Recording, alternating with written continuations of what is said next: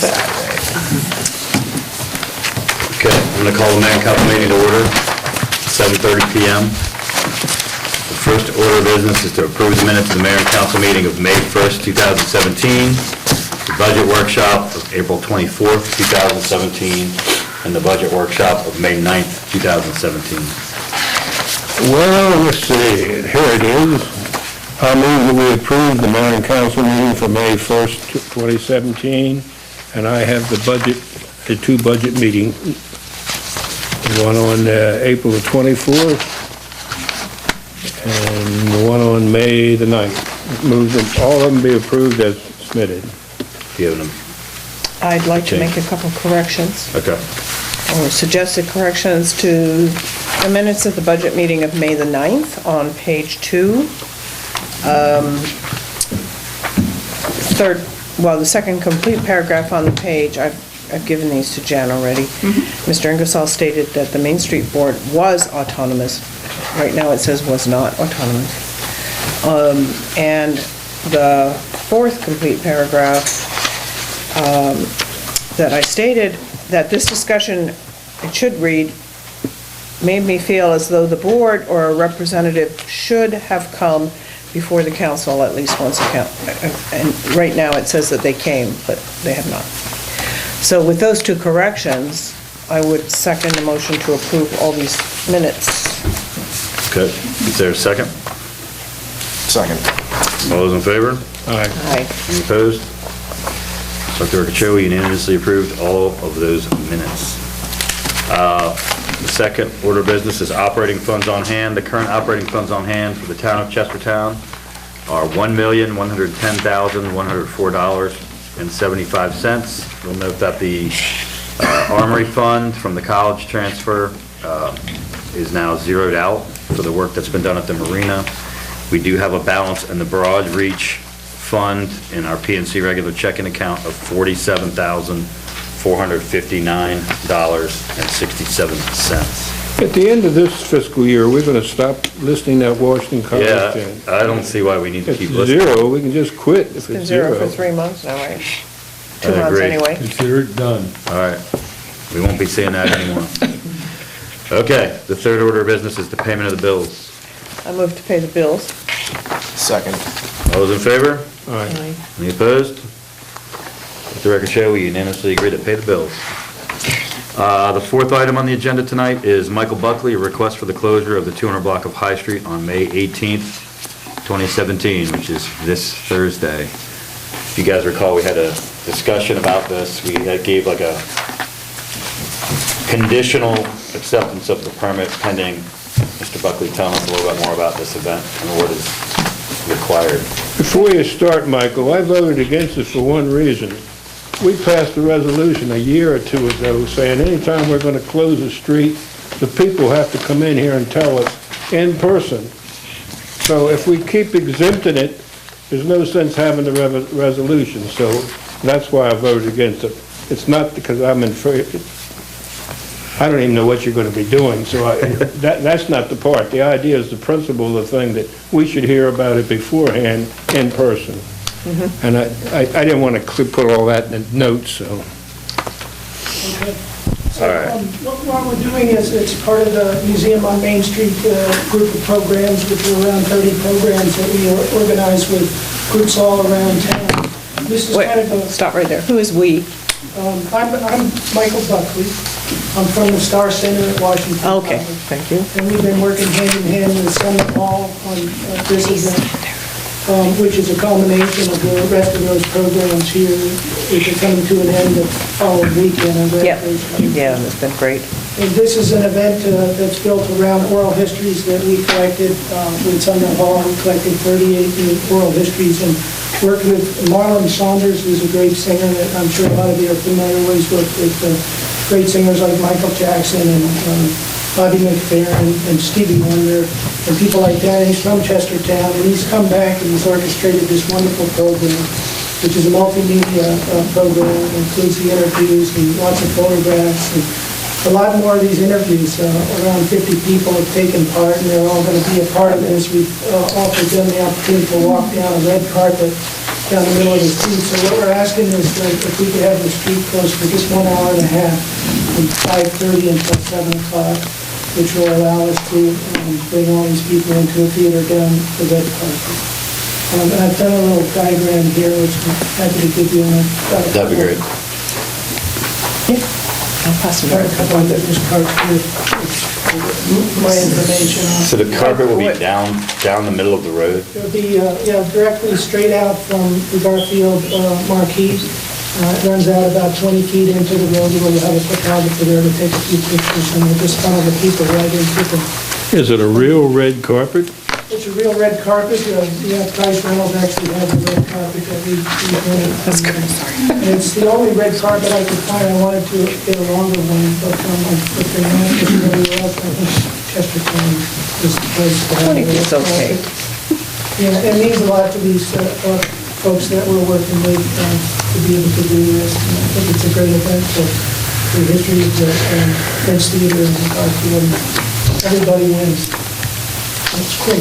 I would assume that most of the businesses in that area wouldn't be open at 5:30 anyway, so if there's any inconvenience, it's more for residents trying to go down beyond Queen Street, and they could theoretically go around Peter, you the want back this? door. Unless you're going to the Imperial Hotel for dinner. True. Sorry, the kitchen. I'm not quite sure how you'd get there since, well, you could come along Queen Street from Maple. It could be okay.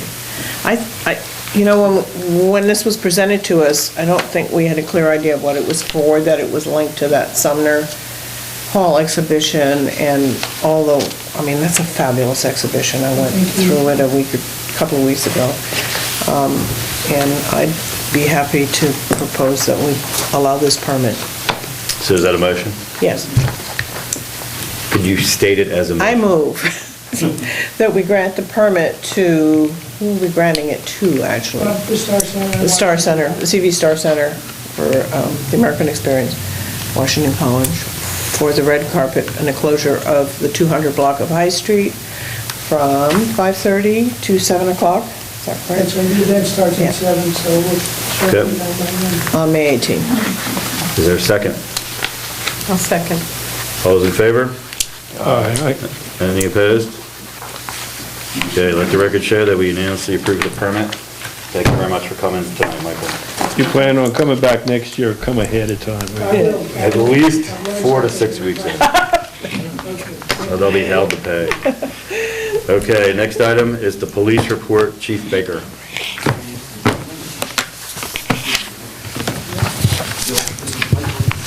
It's on, yeah.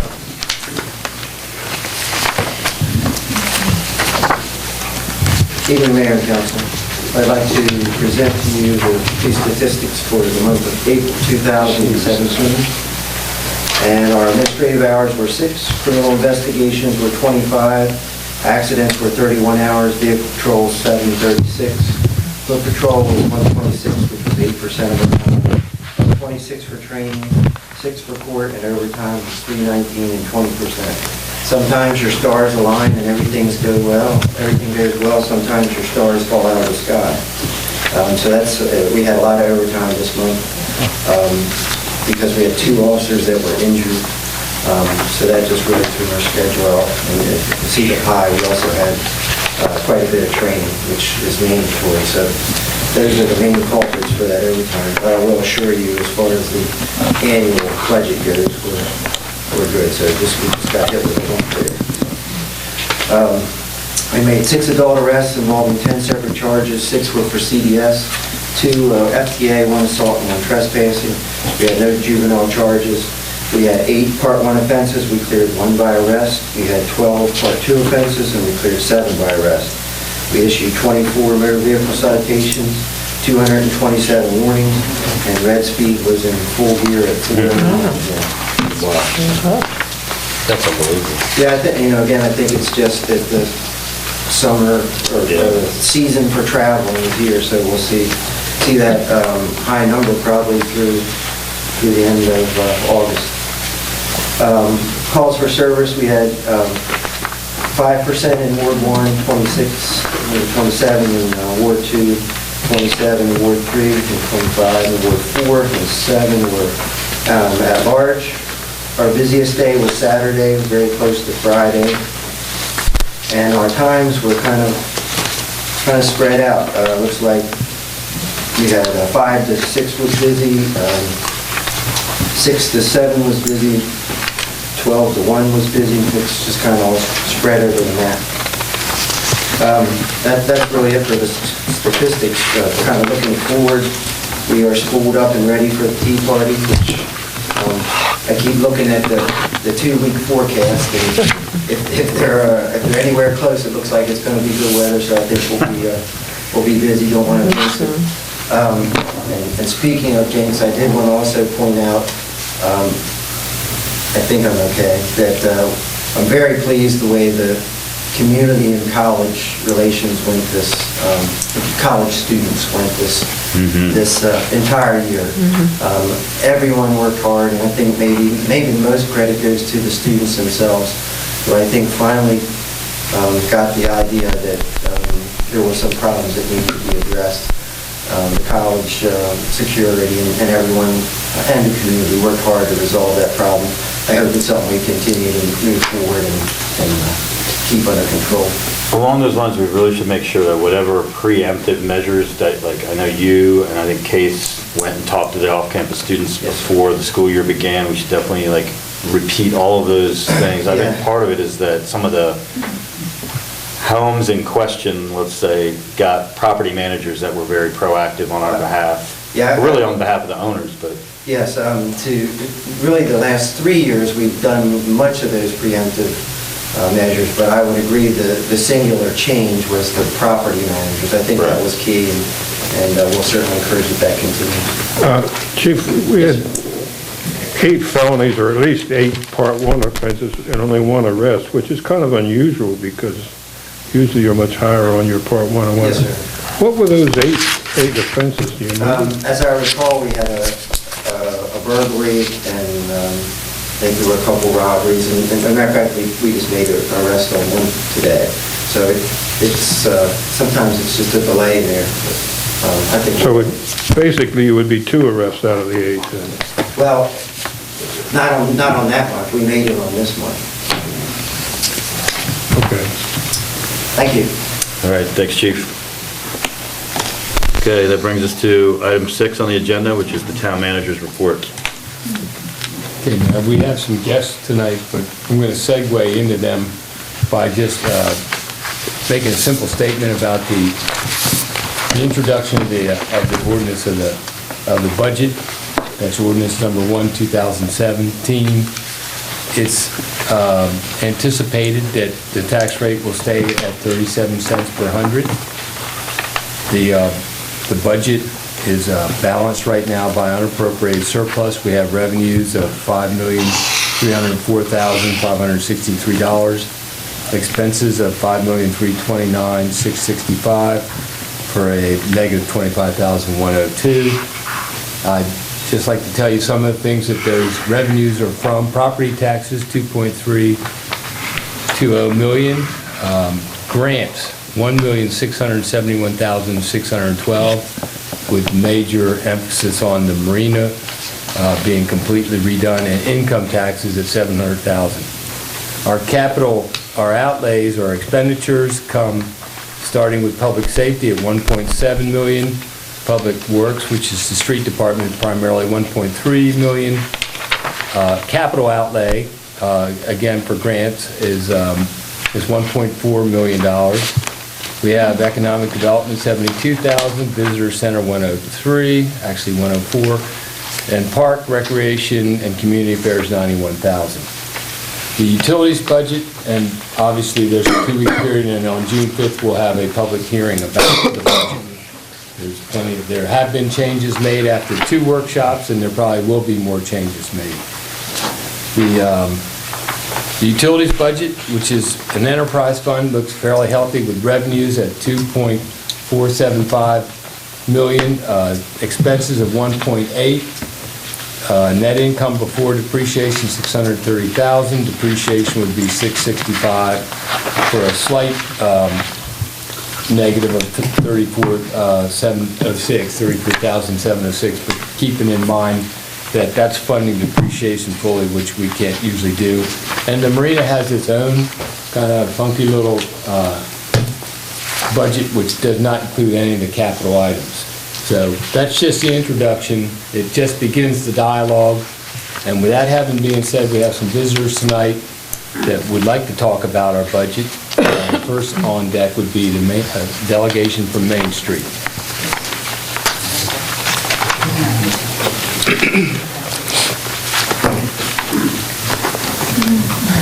Yeah, I'm going to start. Let me get in the AV going. First, I want to start with a little statement about what came up during this budget process, and that is lack of communication. And so I want to acknowledge that there's not been enough communication between my office as the Economic Development Coordinator and then going forward, communication about the Main Street program as it gets fully engaged in this year. So going forward, I will plan to share the contents of the quarterly reports that I make to the State Main Street office. I'll be happy just to repackage some online, but I should be able to repackage that and just give you guys a brief quarterly update on Main Street.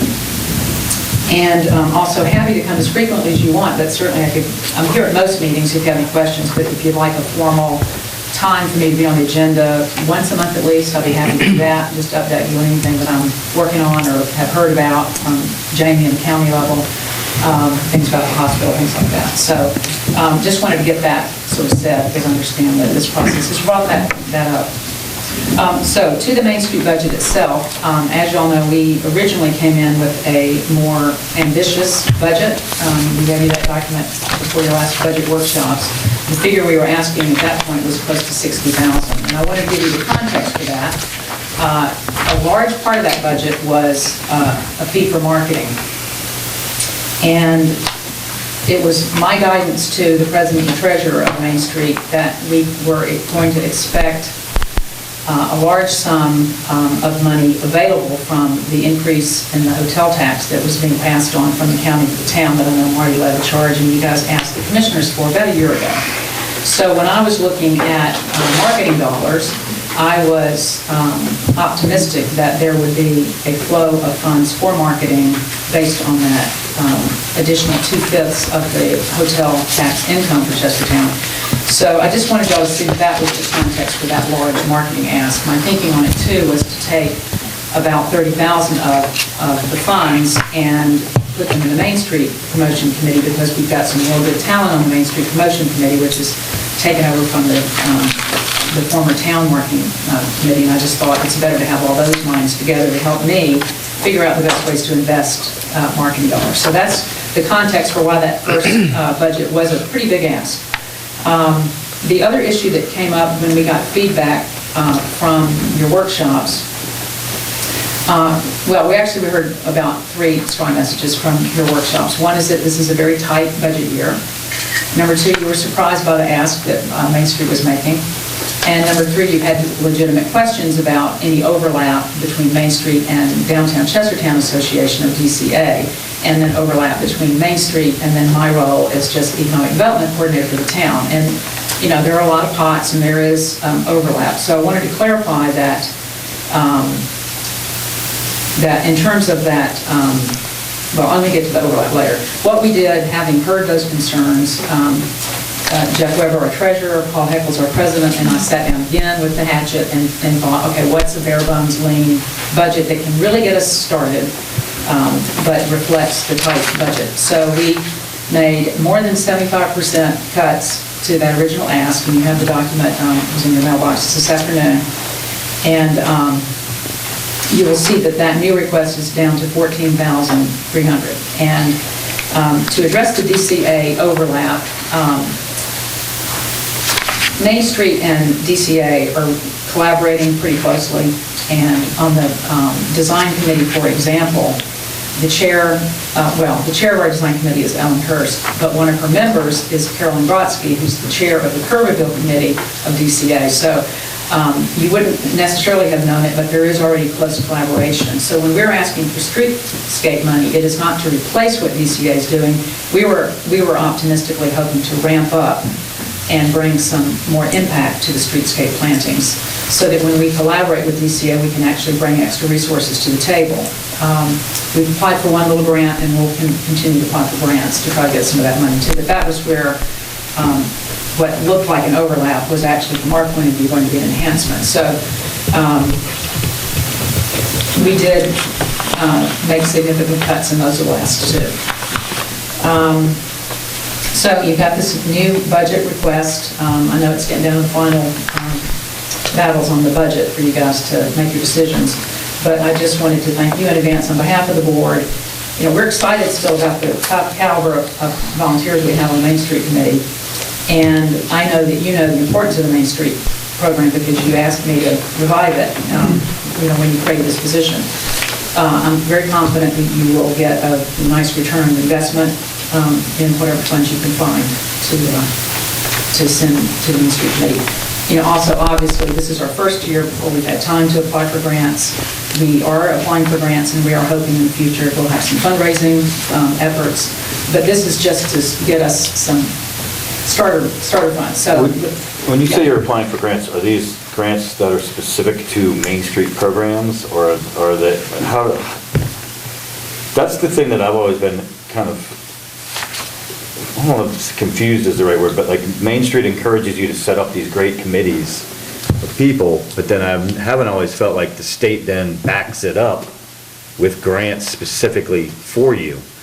So it ends up, a lot of the expense ends up coming back to the town, as you saw in your original ask. And it would be Yes. great if Main Street actually funded some of these concepts that they're promoting. I do know that in the beginning, Main Street did give, I think, $12,000 because we were in the program. Because we're reviving the program, you know, Right. they're not going to give us that. And that is one of the complaints about the program, to be honest. Each Yeah. state's a little different. You know, one of the things that, one of the items on there was the national conference. It's actually a requirement that your manager go. So, you know, this year we were lucky we could drive. It was in Pittsburgh. Next year it's going to be Kansas City. It could be in San Francisco or Seattle or Orlando in a future year. And it's a requirement that the manager go. And then they encourage as many board members. Sometimes town council people go, mayors go, you know, whoever can get there, because it's a really valuable conference. So I hear you, and that is a frustration. What Main Street does is help, it guides us to some of the available funding through their department, which is the Department of Housing and Community Development, their house there. And then there's also a main A&E district, and there's some smaller grants that are When you say going. smaller, like $500,000? Well, like 15,000, 5,000. In fact, I think the case, one of the grants that helped pay for my position was actually an A&E grant when we got the A&E district that helped pay for my salary. So those are grants that we can, given that we're considering the A&E district now part of the Main Street program, there'll be some grants, but that's a different department. That's the Department of Commerce, so that's not even the same program as the Main Street program. But It would be nice if we get the grants and then spend the money instead of spending the money before we get the grants. Okay, let me. yeah, you know, it's a question of trying to make an impact right away. We're eager to get going. We want people to see that, you know, that we are trying. I have a couple of questions before you leave, a little bit off of what you're doing here, so I'll wait until you're I wanted to finished. take a moment and address Chris's question a Yeah, little bit this is more. Jeff Weber, our treasurer. I'm sorry, yeah. Sure. Well, no.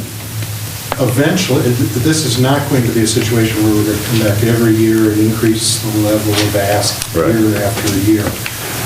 This is our first year of operation. Most of the main streets across the country have found that their budget is comprised 30% town-funded, 30% grant-funded, 30% sponsor-funded.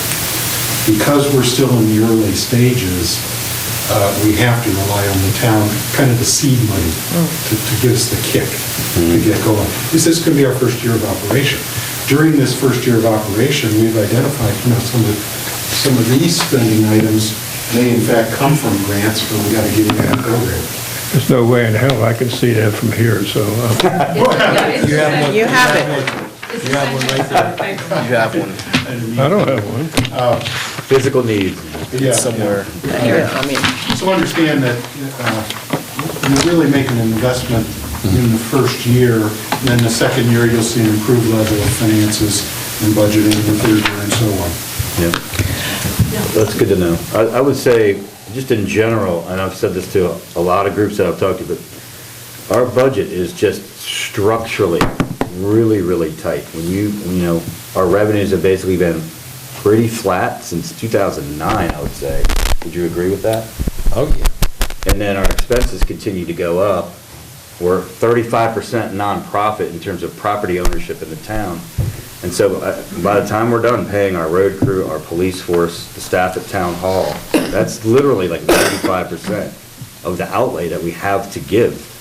So I just put that out there because everyone wants the town to look awesome and everyone wants parks and trails and all of that cool stuff happens through grants that we bust our butts outside of this budget to obtain. And so, I guess the message for you guys would be, I hate to say it, but that's probably the way that Main Street is going to end up having to survive and thrive, is not by the town giving you 30 or 40 grand, because we just don't have that to give. I wish we did. I think it's a great program.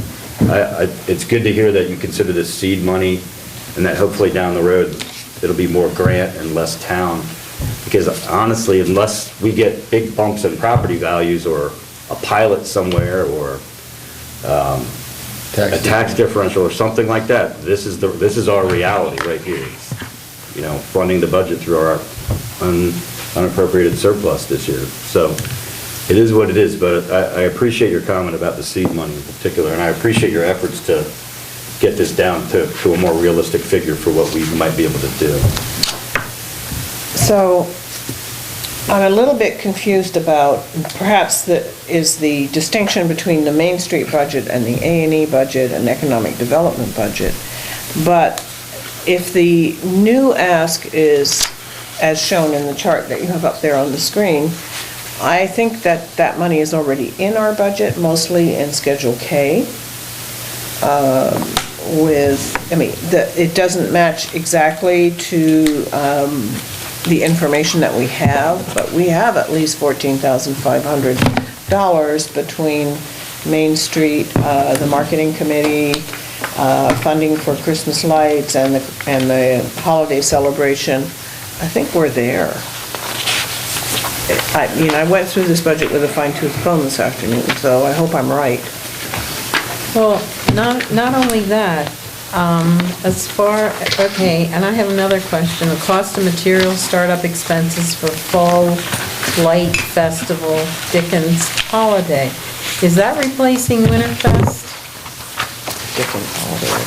Yes, it's the same. What we realized last year when we had Winterfest and we, through Cross Street Realty, embellished it with the horse-drawn carriages, and then the A&E District did the fire pits, and it was a great feeling. And so that weekend we were like, wow, we have the makings here of a Dickens theme, which would enable us to market it a little more strongly and have more of a differentiator in the state of Maryland, because some of the other towns have Winterfest. So now, having said that, it will take some funding, and I have not even put together the committee that's going to create this miracle, but I have had a lot of enthusiastic conversations with people, and I just need to... Were you doing that instead of DCA? Yes. Okay, DCA kind of feels like that's a town event more than a DCA event, because they do the weekend before when Santa comes, and they have the shop local. So this would be the next weekend. Ideally, I'd love to have 2 weekends of Winterfest down the road. I don't think we're going to pull that off this year, but next year I'd love to have 2 weekends. And so we're looking at, again, it's a question of taking what's there and ramping it up into something really special with music, horse-drawn carriages all weekend, music all weekend, so that if people do come to town, it's a wow, and they go home and talk about what a great time they had in Chestertown.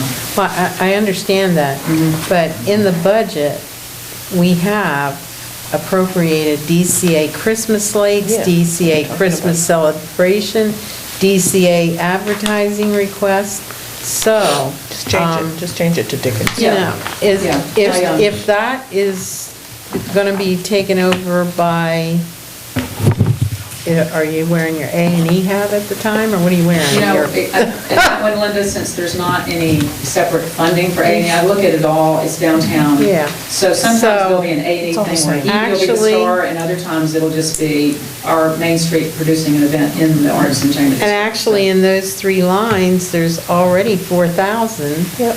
Yeah, And you I- have 5, and I you have would not 3,000 want here, to so. we don't intend to take any money away from DCA. Now, the Winterfest does make sense. If they're giving up that event, we'll be collaborating with them, I'm sure. Because that's another one, we do collaborate on these things. A lot of So our we're members doubling the do the same. funding.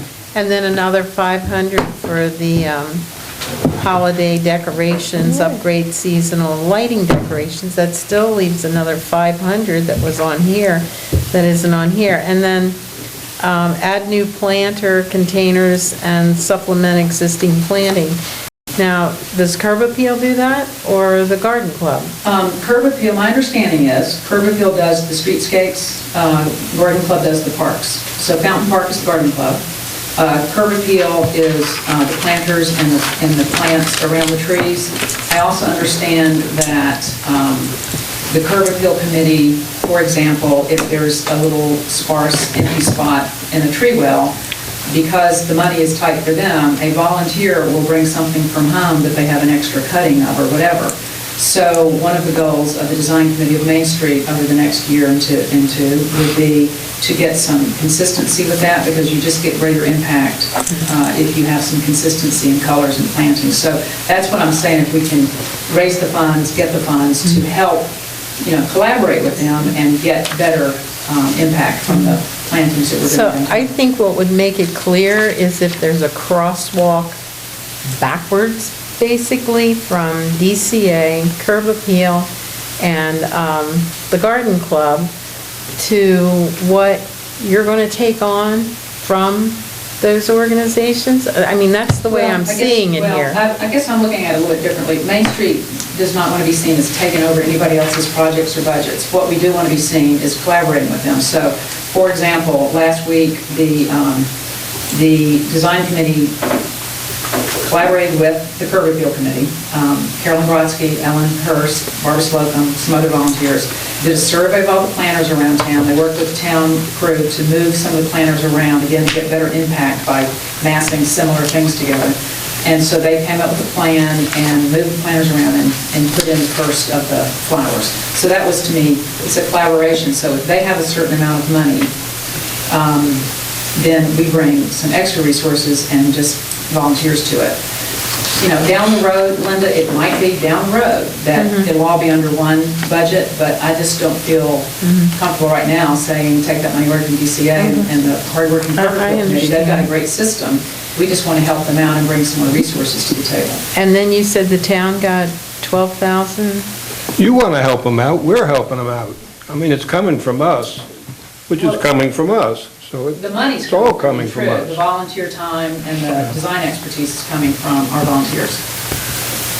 And So should we just fund them directly, Curb Appeal? We do. Well, no, I'm saying the 1,000 supplementary request for the collaboration, shouldn't we just fund that to Curb Appeal rather than funding Curb Appeal and then funding Main Street to kind of just do one project? Does that make sense? It's getting so complicated. yeah, By splitting it in two rather than Yeah, just funding one I mean, it's happening organization. with so many things. I see your point. I mean, I guess I would want the design committee to defend themselves a little bit. They may have some other things that they want to do to, Yeah. like, buy some new planners and work with them to. So I think a lot of our confusion is, it pretty much comes down to that, why are we funding Main Street when we already have an organization that is funded to do that certain task? So, I mean, when it comes to the fundamental of, Main Street and Arts and Entertainment, the streetscaping, I mean, it may play a role in it in your bylaws that are dictated by your national organization or what have you, but we already have a group that's committed to doing that, and I think we would rather fund them than fund two organizations to do one project, if that makes sense. Well, I think that, anybody want to jump in too, but I think otherwise, I would say that, we can certainly talk to DCA and say, are y'all interested in letting curb appeal just be part of the design committee of Main Street? And that would simplify things, but Right. I can't make that decision for them. I Right. would certainly be happy to. I think talk to Kristen about it. long-term, and just to kind of keep things simple, that would be a good conversation to have, just so we're not funding two separate organizations, and it's just really smooth moving forward. Right, well, right now, there are two separate organizations, and we've talked about that, whether that makes sense. We're only 6 months into this. DCA's been a great organization, and I think they're actually really, Absolutely. they're at their peak. They've really hit a stride now. So we just didn't think it made sense to try to collapse the two organizations into one at this point. Well, we're still trying to find our way, and they're doing so well. So we're here today. This is a Main Street ask. It considered this separate, and if you want to look at it, additional then to the $6,500 ask that DCA has in your budget. At least from our understanding, that's what DCA has in there. So this 14 is in addition to that 6.5. But as Kay has said, we're on their board, they're on our board. We talk all the time. It's essentially the same people doing. Are we going to get results from this? The whole idea of this economic development, Main Street, Water Street, whatever street you're talking about, is to bring more people in town and to develop economic development. That's what I want to talk to you about. You do know that there is more than downtown. Have you been out to the shopping center? What have you done for, I'd like to ask you what you've done for the 4th District Shopping Center since you've been economic development. Have you went to see Mrs. Gray, Kate? Yes. Goodall? KRM. Ask her what you can do to help her promote that new business park? Yeah, Because that's I very, very important to us. Yeah, I have met with Dick Goodall, I've met with Kate Gray Goodall. I've been in meetings with Jamie about the expansion, the new business park. Been representing the town for the hospital, which I think will help everybody's district. So, yeah, A&E and Main Street are focused on downtown. I think it's kind of given that if you have a healthy, vibrant core, it helps everybody. You can't have a healthy suburb without a healthy downtown. So that's our focus is downtown, but I understand that the overall economic coordinator job is more than that. That section out there brings one heck of a lot of taxes into this town, and we have vacant stores out there too, so we want to get those filled in. The business park is going to be very, very important from getting new people to move into this town, so we need to promote that too. As economic development person, I think you should spend at least 50% of your time on economic development, not just Main Street. But I think that's why the regular updates would be helpful, so we have a better sense of what you've been doing, because I know you've been out with, the hospital meetings, and Kate's on one of your committees or boards, correct? No, but Brian Matthews, the vice president, is. Okay, great. He's on our economic vitality. So Marty, with the enterprise zone where the KRM business park is, Kay really worked extensively with Jamie Williams on the county together to create that incentive for them to go there. So, that was a lot of hours for you. And Jamie drove the bus. I always want to give her credit for that. I just helped where I could. Yes, I agree. Jamie was the driver. We collaborate, and a lot of my time actually is spent just reading and going to meetings so that I'll be aware of what's happening countywide and region-wide. So. Well, I'm a result-oriented person, so at the end of your 3-year contract, I think we should be able to see a meaningful benefit from that position.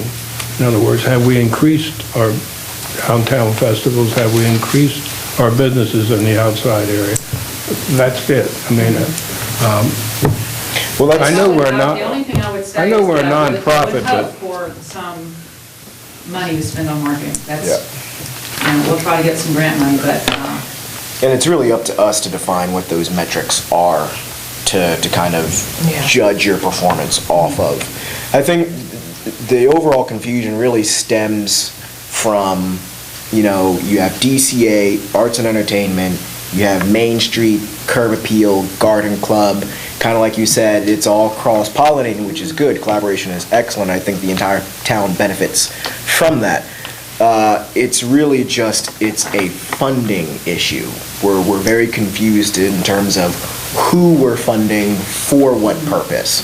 And, that money, may be cross-pollinating in terms of collaborating, but from a budgetary standpoint, trying to keep track of everything, looking at all these Excel line items it's all over the place. So I think we're looking for a very clear focus of what you as A&E and Main Street are doing, and then what the other organizations are going to be doing, if that makes sense. So, the events, the Dickens thing, Liz, that's funded under DCA, or is that funded in the semantics, the development? terms used in the 29-page budget that we had to review, and the sheet that we had for the budget workshop, the budget assumption sheet, the terms used are different. But if you look at Schedule K for the Visitor Center and Tourism, the totals are the same at $103,890. So it's just a parsing of the terminology used in the different lines. But I'm confident that the money is there in the It's just budget in that we have. It different- just needs to be Right. Did we have Phrased. this, in the budget assumptions, I see this week we have marketing committee K, $6,000. Yeah. Right. Did we have that 2 weeks ago? Yes, the one we added was line 9. Yeah, 9, Main We Street. didn't have, We didn't have Main Street. Right, because we doubled. We got Right, right, right. yeah, we didn't have Main Street. We added line 9 in that section So that you're what's the looking at. net change since the last budget workshop? 6,000 6,000. That we Yeah. added to? that we added to Main Street and there's- K for marketing. 6 for marketing, there's 6 for Main Street, Street. there's money for lights, there's money for Dickens, there's money for advertising. I think that We the had- 14,300 that they're requesting from us tonight is already there, it's just It's not just a quite different line. organized in the same. Did you? Verbiage. The trouble with our budget is it has big categories, and we have to break it down every year into what those things are. Like this one says, Visitor Center Web Management, DCA, Christmas lights, celebration, Christmas advertising request, marketing committee, K, $6,000, National Music Festival, Maryland Civil War Trails, and miscellaneous marketing, branding. And Main Street, you missed, so you're looking at an old version. This must be an old. I think it might be I just don't know helpful. if you can see it though. Number 9, it's all the way at Number the bottom. 9, Main Street. Let's see, mine, I have the one. It might be helpful for Kay and Paul, perhaps all you guys to sit down with maybe Bill Trying to say. or Liz even. Yeah. 'cause Liz Yeah, we goes added It into, another- was miscellaneous to marketing. go over what's already We in added there. another 6,000. I guess I'll try to get grants for marketing, because the other thing that y'all should be aware of is, in the community anyway, there's a perception that Kay has, a lot of money to buy Yes. ads. And Kay does not have any money to buy ads. Yeah. And, $6,000, while I appreciate that, one full-page ad in a local magazine is $1,200. Yeah. One campaign on WYTR radio for an event is $3,000. So that will go very quickly. So at some point, Main Street's going to be trying to get those dollars. This town needs to invest in promotion to get more people to come here to visit and to live. And so I'll be continuing to look for Yep. that, and we will see, I don't know how much funding there is for marketing, but we'll see if we can get any kind of grants. Well, President. That brings up another point. Now, for the Tea Party Festival, we're already doing your marketing. We have a budget. And Yeah, it's we up. budget money for marketing through the papers. The Cicely Spin Sheet has picked it up this year, which was very unusual, but wonderful. And so we have our own marketing Yeah. budget. Well, and I feel like part of my job is, I guess, maybe not tonight, but sometime we can sit down and discuss my job, because when you say marketing coordinator of what? Right. Coordinator, so it's like working with these various people, working with River Arts, working with Tea Party, working with them, to sort of supplement where we can, try to get more media for these things as we can. So it's all, I'm not saying that all of our ads would be, and all of our marketing efforts would be for events. A lot of it would just be to establish in people's minds, come to Chestertown. What a So great town. I also think, you were saying it might be hard to find grant funds for marketing. I hope I'm not speaking out of turn here, but there are other things in your budget that you might be able to find grant funds for, and then free up. and then Right. we can, Yeah, that's true. move things around. Yeah. But the overall total, is not changed. Okay, that's great. And, I hate to add another meeting to everybody's calendar, but, even a joint council, Main Street A&E board meeting will be helpful. Just because, outside of your overall job description, I don't think we adequately kind of gave you an overall mission. We kind of said, all right, you're doing Main Street, you're doing arts and entertainment, and you're also doing economic development. So I think, in that future joint session, that'll kind of give us a better idea of what you've been up to, what your board members are doing, and how the overall town is going to benefit from that. I've kind of been following from the outside, kind of looking in. I have somewhat of an idea of everything that's going on, but in terms of getting down into the finer details, I can't really explain any of these numbers and what you plan on doing. And I think, it would take more than just a small presentation to us tonight to kind of really get a good sense of the mission and, what you guys are working on. So I hope to have a joint session if that's possible. Yeah, definitely possible. We're about to tell you about what we're working on. Pardon? We're about to give you a concrete example. Excellent. To me, it looks like we made some progress from our last meeting by adding a line item and by looking at our assumptions and what you have here that we're moving towards, and thank you for amending your budget, because it looks like we're moving in that direction. And what I told Kay is, as the year goes along, we find out what they've actually done, or if they have an immediate goal, we can, since we're going to fund some of this budget from unappropriated surplus, why not consider it at the time? Look at our relative health, see if anything's happened with maybe a tax differential or anything like that down the line, or actually a growth in the taxable base. That helps everybody. And we understand that funds were moved over under the hotel tax, but we'd like to see more revenues come from the hotel tax in the way of Airbnbs, and we think that the county can do that with the flip of a switch right now without any state laws. And I think that would help a lot. And earmarking that as it comes into our efforts with Main Street. The final thing I'd like to say is Main Street's autonomous from the town of Chestertown, and when we meet, it will be an open meeting. Public meeting, that's understood. And it should be. We'd like to know what you're doing, what your immediate needs are, especially if they're, something that we can do in the way of that 30-30-30 that you were talking about. All right, guys, I think it's time to move on. Thank you very much for coming. I think part of their presentation, Al Hammond is going to speak a little bit about Chestertown-wide connectivity zone. I got designated liaison. We're tag teaming. We do have quite a few projects we're working on.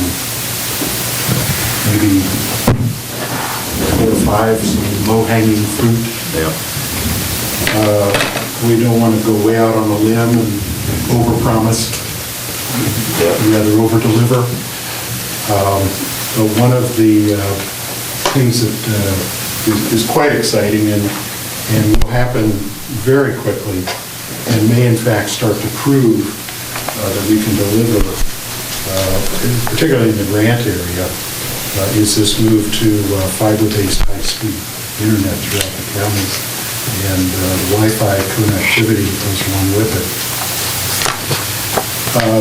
We're going to start with just a very brief video. It's an exciting video. It gives a concept of what this is all about. It helps visualize. It's only a minute and a half long. It's got a catchy tune. But it's not our story. It's from Northern California. And as you watch it, you'll see that basically it could be anywhere. Except the voice is very Northern California.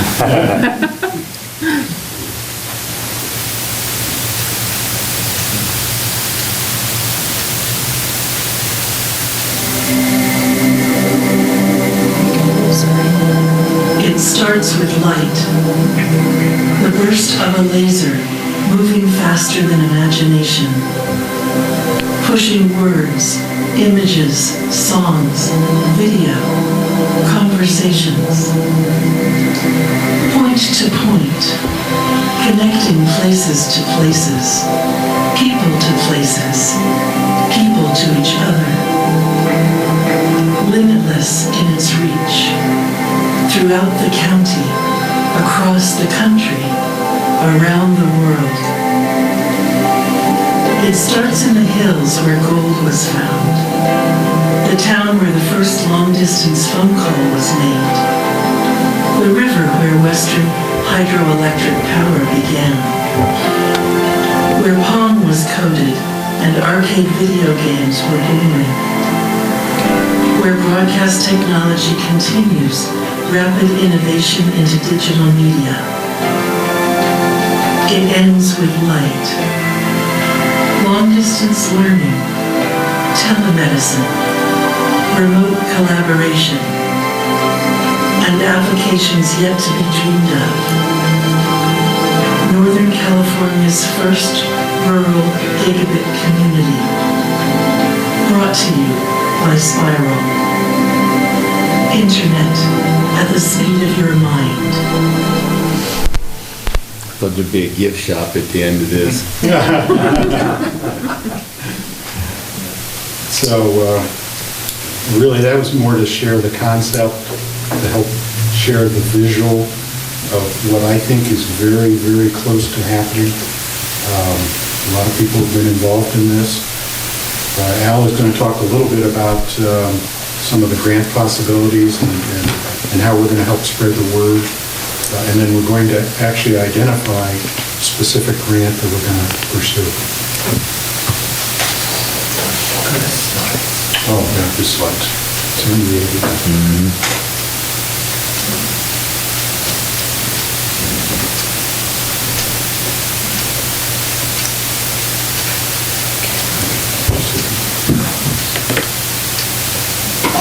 Okay. So we all know that fiber is coming, slower than everybody liked, but it's coming. And I think it's actually hard to get your hands around how different life could be, and particularly implications for economic development. So let me talk a little bit about one aspect of that, which is, I think, almost not understood at all, possibly outside this room and the IT department of the county. And that is the large hotspot that's being developed, which is essentially a partnership between the town, the county, the college, and FTS Fiber. And there is a draft MOU in place, not fully worked out for the reason I'll explain yet. It would provide coverage from the marina throughout the downtown and clear across the college, with the potential for extending it to the business park when that becomes a reality. So that means that outside, anywhere in that place, you would have good connectivity, either on your phone through a mobile carrier or through Wi-Fi both. The technology is what's called a distributed antenna system. They're quite small antennas, and there would be lots of them all over the place, each one backed up by an optical fiber, and then with a central hub that makes sure things hand off. If the major carriers, Verizon, AT&T, those kind of people, buy into this, which they're actively considering, they will bring quite a few dollars, which will help pay for it. But then, in effect, those little antennas will send those carrier signals as well as Wi-Fi. So it absolutely doesn't matter which your phone wants to work on, both will be there. And because of the power of those local antennas, that will actually probably work inside in the storefront, in a restaurant, right? Maybe not the back offices, but where customers are likely to be. They feel like continuous coverage. Secondly, because of the fiber and the other competitive things that that's engendering, every house, every business in Chestertown will have a choice of having a fiber connection from 2 different fiber providers or a wireless connection from 3 different wireless providers. You can sort of pick your speed, the level of security you want, how much you're willing to pay. But in effect, you will be able to have multiple sources of connection, almost no reason everybody in town, in the largest dimension of the town, doesn't have broadband. And what's remarkable about that is that there aren't very many small rural towns that have that powerful a connectivity pattern. I'm told that the hotspot will probably actually get wired up over the winter, so it won't be in place until early next year. But whether the carriers buy in or not, I think is going to get decided real soon. So we'll know it's going to happen. And when you think about the implications, that's where it gets really interesting. Chattanooga was sort of a nothing town until they decided to make broadband available to everybody at a low price. And it became Startup City. They had lots of new business development. They had lots of inward migration, particularly of young people, and it turned the whole place around. And we think the same thing can happen here. But the key is, and the county is already marketing itself in a very sophisticated way as the gigabit county open for business. The hotspot essentially puts Chestertown on that same level, right? We have the same story to tell. It's certainly going to be critical to the future of education around here because we have a digital platform in the schools and students can't get access to it outside of school hours, it ain't going to work, right? And when you look at the debate over the hospital and you look at what's happening to healthcare, nationally, it's essentially moving to digital platforms too. So it's going to be important to have high-quality healthcare here in whatever form the hospital remains. And finally, of course, it enhances the business environment enormously, right? You can't get connectivity in this room right now. Hard to have a business in here. And of course, it enhances the local lifestyle. If you can go into any restaurant and still use your phone, right? Or if there can be 10,000 people here for a tea party and everybody can get online at the same time. So that's why we think this is really important. But we need to tell that story, both outside the county to other potential businesses and residents, and internally in the county because we need the businesses and the citizens to understand and get involved and get excited about this. So in some broader sense, whether you call it awareness or marketing, that's what we need to do. And to do that, we need human capacity. There really isn't enough people power in either the town or the county offices to do this. We need message development, we need videos like that, only set in Chestertown, right? And we need other kinds of outreach. And it turns out there is grant money available to support this kind of economic development, both from USDA and from the Rural Maryland Council. And so we're proposing to draft proposals, grant proposals, on behalf of the town and the county for that marketing money, in effect, although we won't call it marketing, it's a grant proposal. And so I'm going to let Jeff tell you more about the USDA grant, which I think is the most exciting one, and then I'll tell you a little bit more about the Rural Maryland Council, and then Kay will wrap up for us. Okay. Thank you very much. Has everyone seen this magazine, Broadband Communities? Jeannie has a copy of an article that ran specifically about Kent County.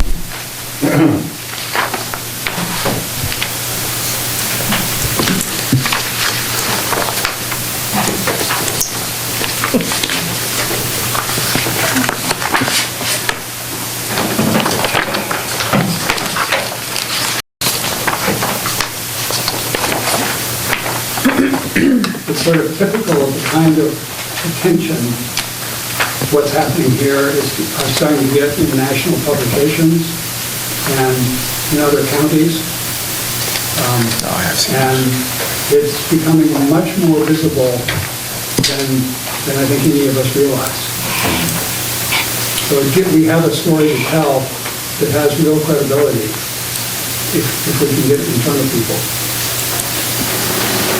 Our thoughts are that running this through the Main Street program, where the volunteers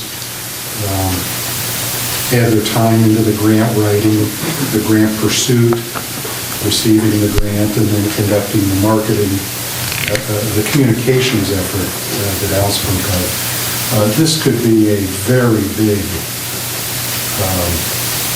boon for the business growth, not only of Chestertown, but also for the county. And this is all within a year, 1 year. The one grant that we've identified is the Rural Business Development Grant. It's funded by the USDA.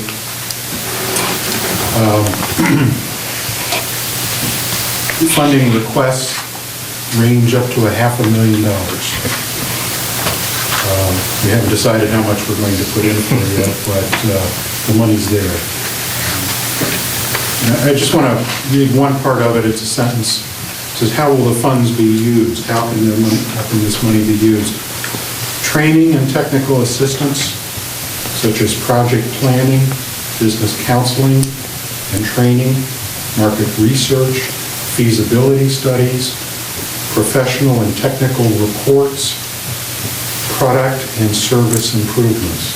So this is the message that we, Main Street, have to get out to the community to start to leverage this fiber backbone that's coming through the town.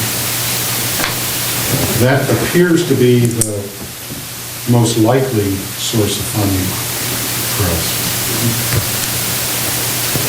There's another one.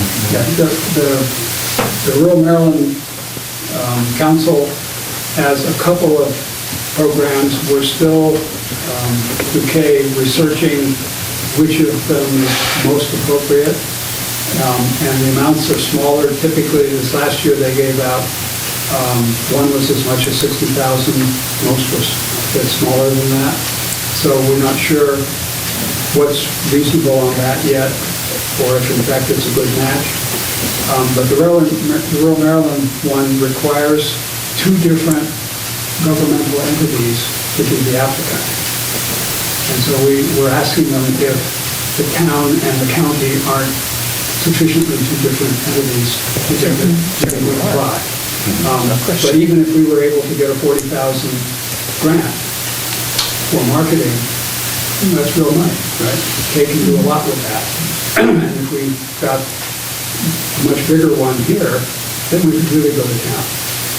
So we think that with any luck, we can have a good shot at bringing those kind of resources to the economic development program of both the town and the county.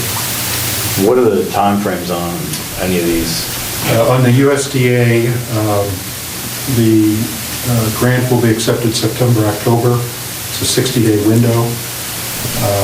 They have roughly a 60-day turnaround where they rate all the different grants, score them, and the funds are distributed early each year. So we would be targeting early 2018. On the Rural Maryland, the abstract proposal, 700 words, has to be in by June 8th of this year. Full proposals by September. And then funding early in 2018. Have you had communications with FTS at all? With FTS regarding, the distributed antenna system? Yes. I guess I should say that I'm writing a series of articles for the SPY, and the first one is on the future of broadband, so I've talked to every broadband provider in the county in some detail. And there's another dimension of that too. Grant money, if we apply for grant money, we cannot use any of the grant money for hardware acquisition, implementation, any of those types of things. So the grant money is specifically and only earmarked for communicating the story, bringing the businesses in. We envision a series of seminars where we would invite in businesses, schools, each unique application. But if we start to get into the hardware acquisition, then the commercial people kind of back off. Yeah. Well, it's the other way around. If there's commercial money involved, we can't use grant money. Right. And- What? Oh, go ahead. Finish? Go ahead. So you need to be careful too, whether the grants need matching funding. In the case of the USDA, there are no matching requirements. There are matching? No, there Oh, are no. none. Oh, okay, great. And then when you were talking about, with the training and all of this, do you know the people who are involved with SCORE and how many businesses they've helped here in the county? And We're I was still- just, Sure, we'll... I'm just thinking of all the different organizations that, might have really valuable input into, your grant application. Yeah, and we're just in the very early stages of this, and SCORE is certainly one that we'll be contacting. Okay. Well, it makes sense.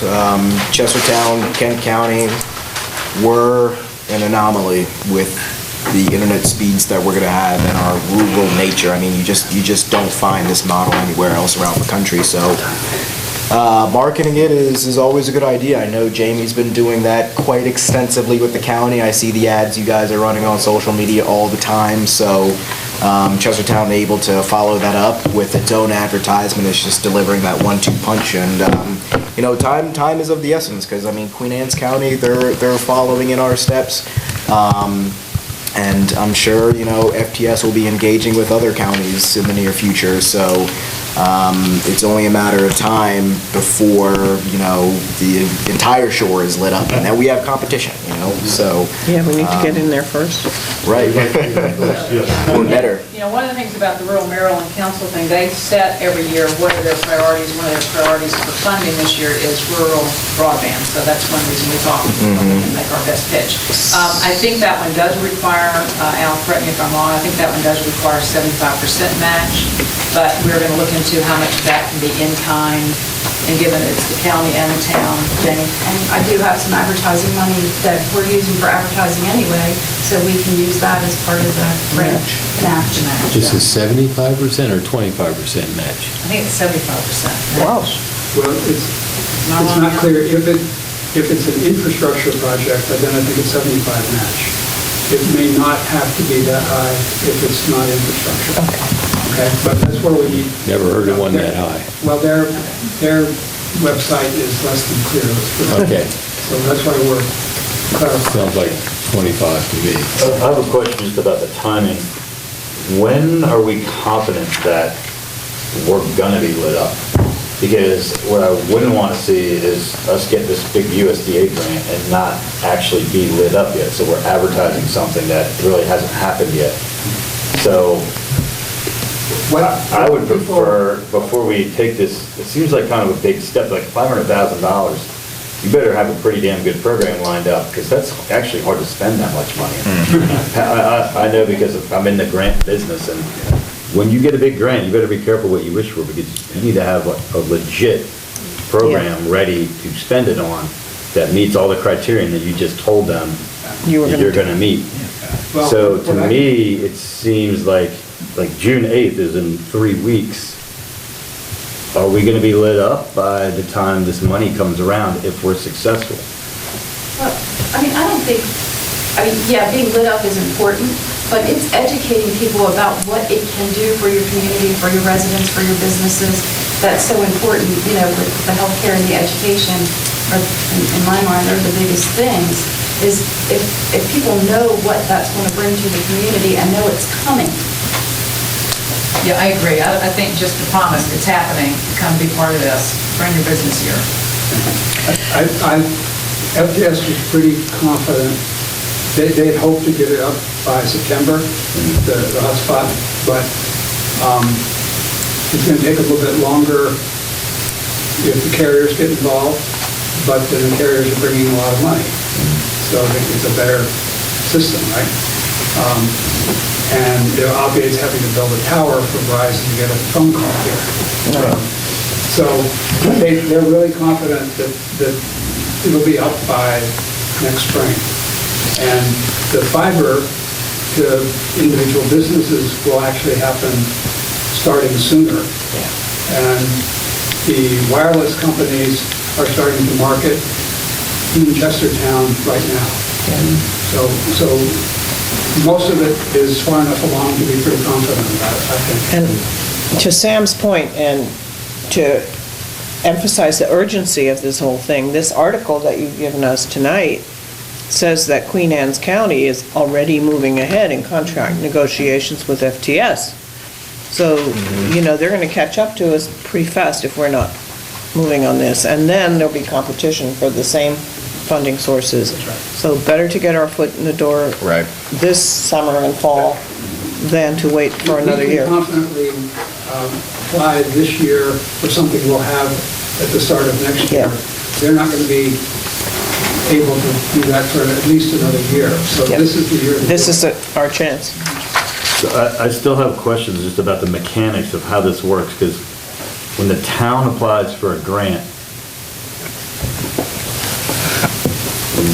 so we're the ones that put our names on the application, and then let's say we go for broke and get 500,000. We get a check for 500,000. Are we giving you the check to set up all these events and pay all these people that are going to do all these seminars? Or does that create a lot of work for our staff to create $500,000 worth of marketing and promotion?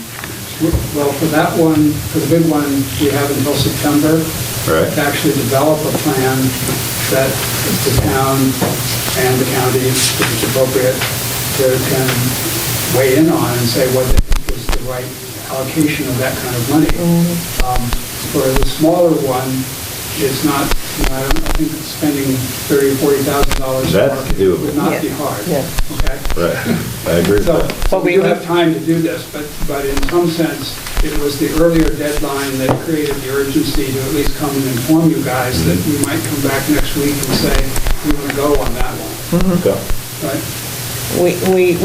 We also should work together on the big USDA grant to think about staff resources and you know, maybe some of that can be included in the grant. I think As a private citizen, I think you guys are If understaffed. it's $500,000, that's like an increase of 25%, not quite, but it's a huge increase in our Yeah, and annual. it's totally in collaboration with the county. Yeah. So Jamie and I would be working Right. together, possibly hire somebody on contract to help us market this. We would- That's great, because I've been involved with grants where you basically take that money, you hire a person to manage the grant. And that's Yeah. really If we get that helpful. kind of money, obviously, we would have to do that. We wouldn't have the time. But we would oversee it and provide.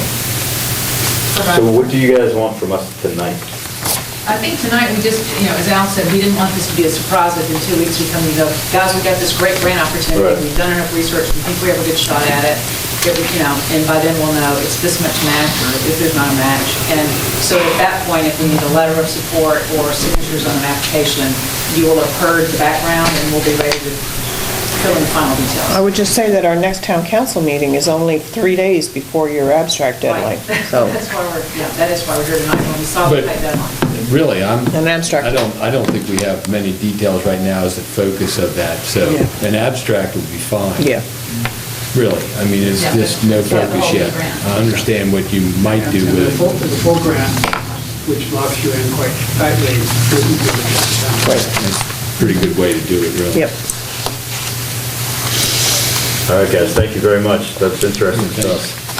Thank you for volunteering your time. Yeah, big time. Really. You might want to put in there that our economic development depends on a lot of volunteer hours in Chestertown and Kent County. Well, and A lot. it's pertinent to the discussion of, what's Main Street bringing here. Yeah, no doubt. And keep me posted on, any conversations you have with FTS, because, it's, we kind of had the initial meeting where we were able to kind of talk about the DAS and the distributed antenna system, and we have an MOU drafted, and now it's just a matter of, moving forward, moving that process along. From what I understand, they have easements that they have to secure to actually dig here in town, and then to, establish or hook up those DAS networks around town.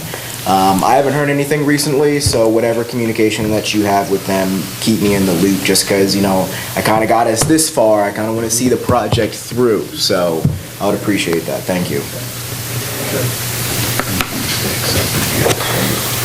Just a couple other things, ladies and gentlemen.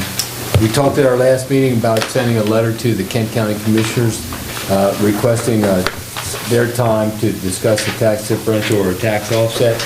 In this letter, signed by the mayor, it says, "Dear sirs, the mayor and council, Chestertown respectfully requests to be included in the Kent County Commissioners meeting agenda of Tuesday, May 23rd, to discuss the tax differential / tax offset for the upcoming fiscal year 2017-18. If this date is not acceptable, we request the next convening agenda date." We look forward to hearing from you on this request. Is that all right with everyone? Council, so we need to be there at the commissioners meeting? Next week, Tuesday. if they put us on the agenda. Yeah, Next- you'll let us know. They start at 6, and I will let you know. Is that fine with you Yeah. as a start? And I have one last thing that Case gave to me. This is a resolution from the town to expand its sustainable community boundary modification. This is to include the 76 acres in the 4th ward that were annexed last year. It's a resolution of the town of Chestertown to modify the designated town of Chestertown sustainable community pursuant to the attached revised sustainable community map and other documents as may be required by the Maryland Department of Housing and Community Development.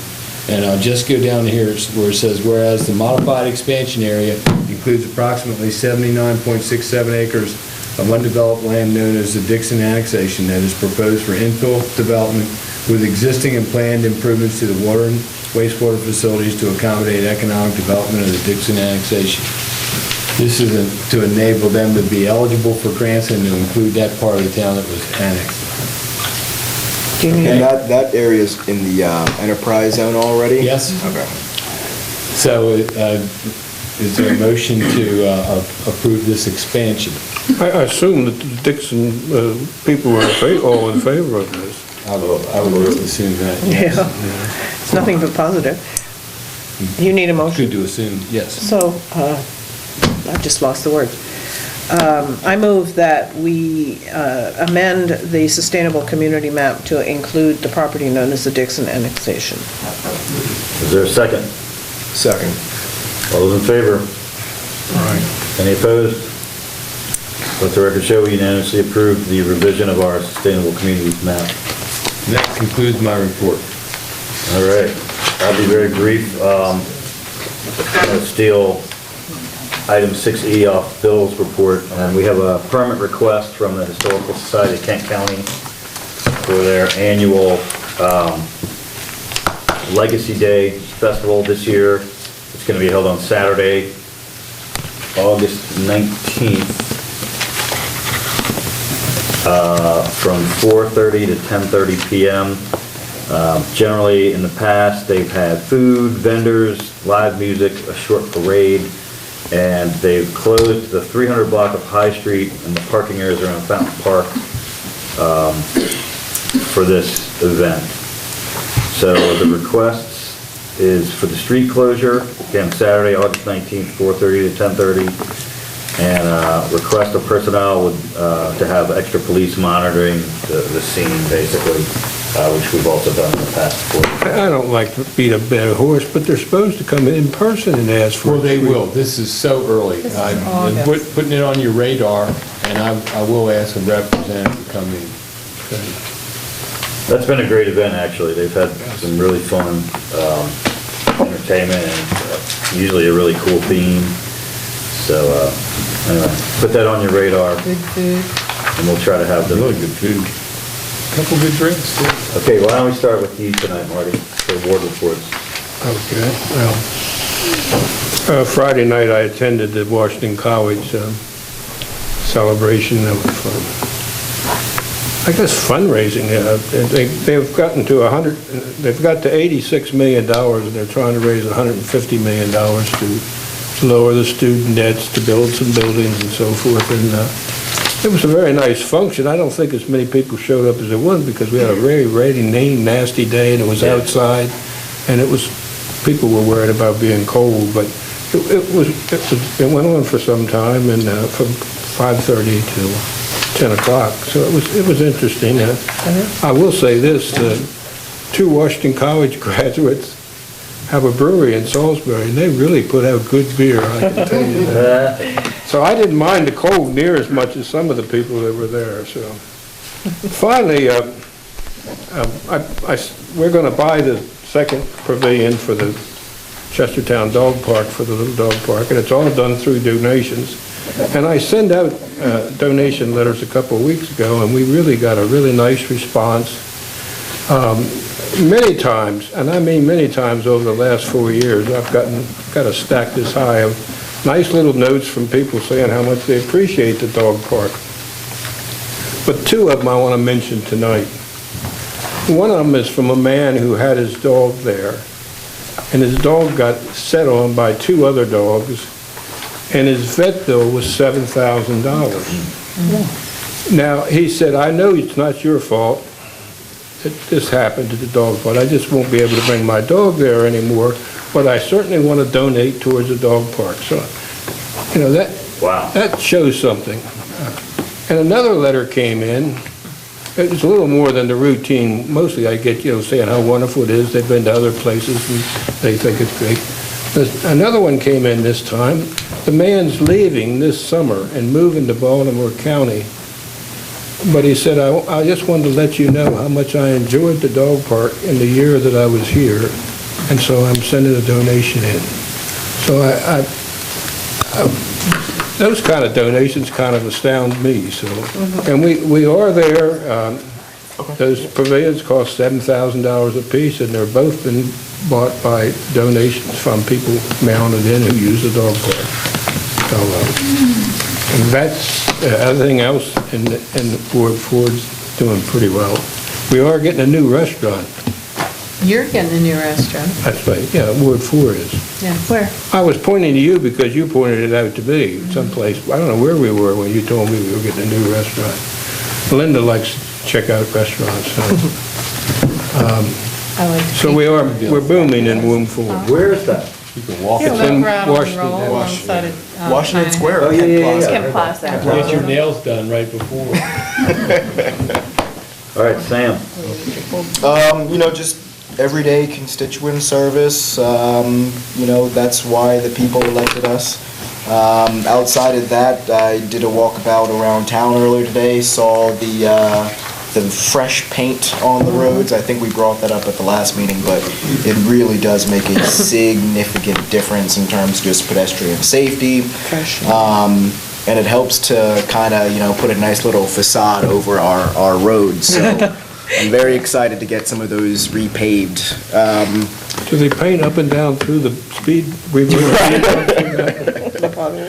So I want to commend Tom and his crew for getting that done. What's the timeline? I mean, it's a big town. There's a lot of work to do. Is it just going to be incremental over time, or does he have a deadline?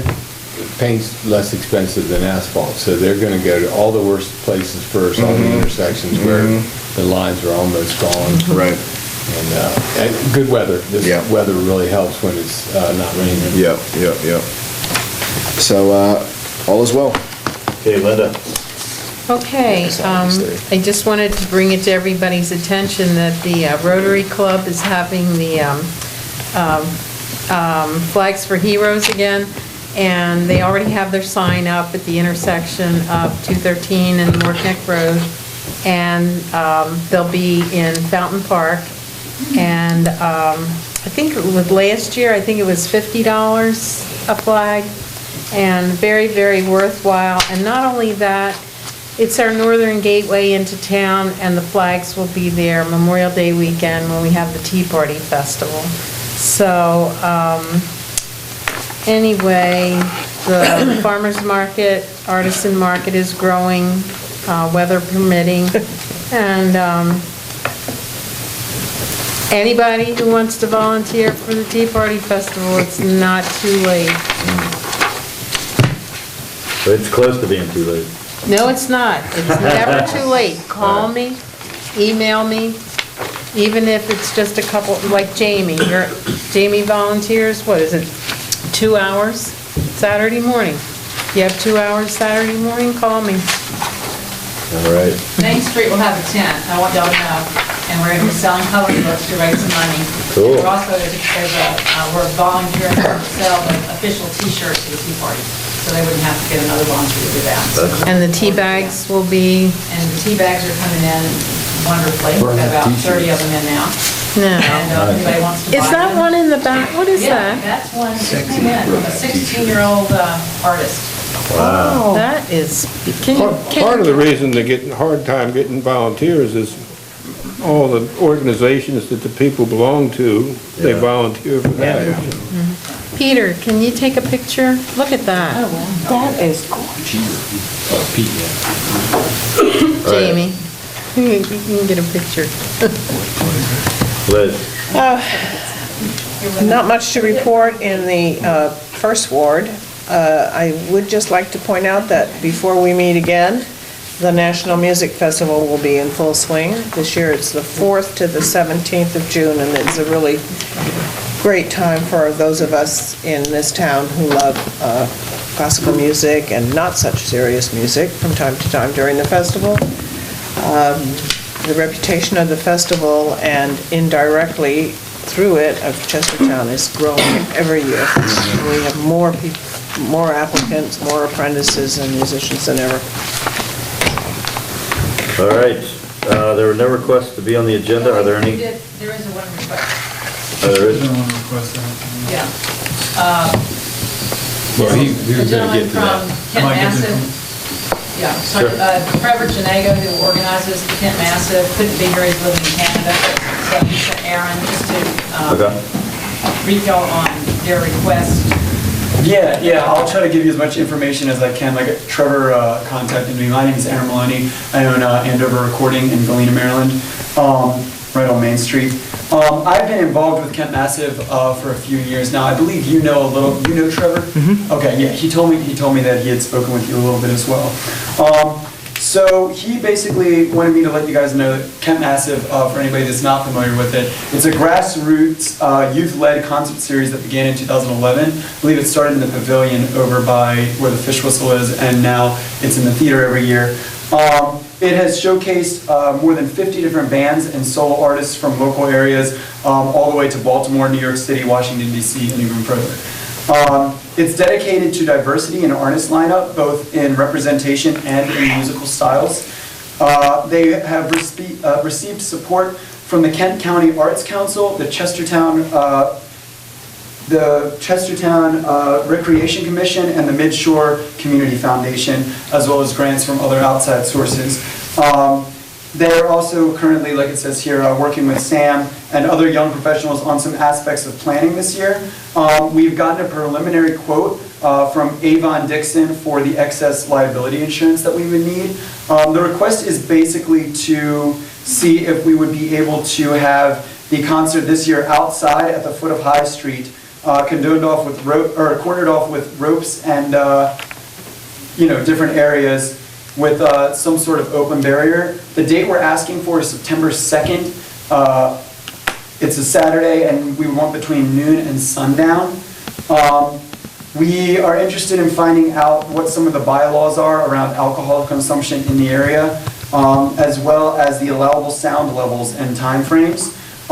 Things that we know that we can accommodate for is if the right amount of funding came through, we could possibly make it a free event. For sound levels, we could consider how many amped live bands we have compared to DJs or acoustic acts.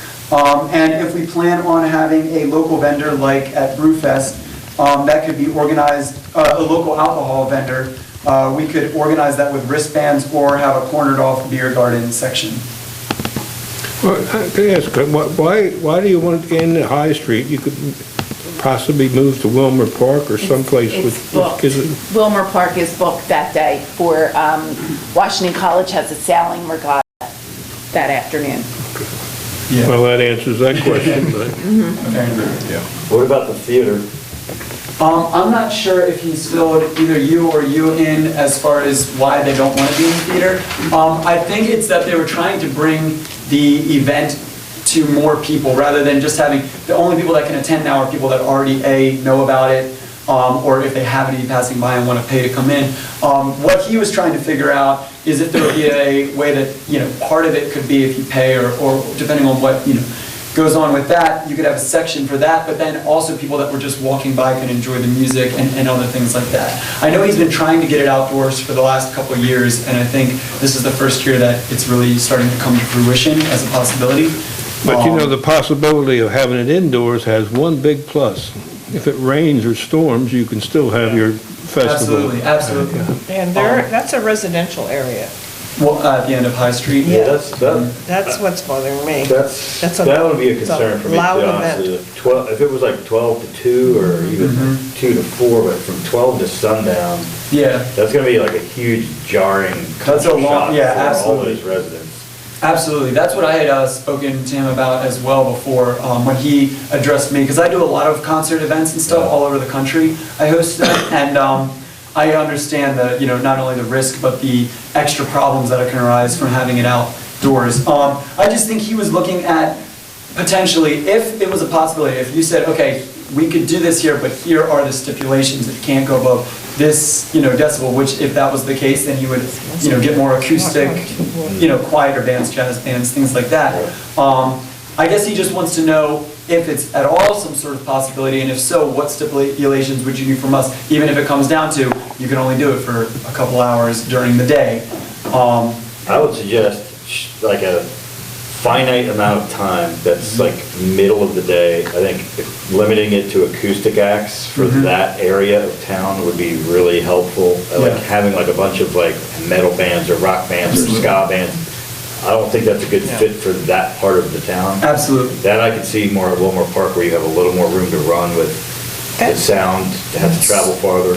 So another possibility would be if we wanted to have it in Wilmer Park, we could look at a different possible date that was available, and that would open more doors as far as the concert is concerned. I think there's more electricity there too. That it's been a problem at the foot of High Street. One, Yes, The it county has. owns the end of the street from the entrance to Whitehall down.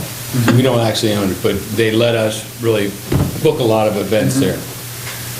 But I think you're going to find that the amount of amperage that you have down there won't be adequate unless you are... We'd have to bring in outside power. And we've done that before, but the That's noisy, generators are obnoxious. Yeah, that's just more noise. I think the idea of the Wilmer Park is a much better idea, and like 2 till 7 or something like that, when you start to rock into the night, Oh, yeah. and things get louder and they change, and... A lot of retirees. I could even talk to him about the possibility of potentially doing quieter acts during the day outside, and then if they were to have louder acts, have it in the theater that evening, That'd be and then good. you could promote for that night as well. The other concern I have is that that date is the Saturday of Labor Day weekend.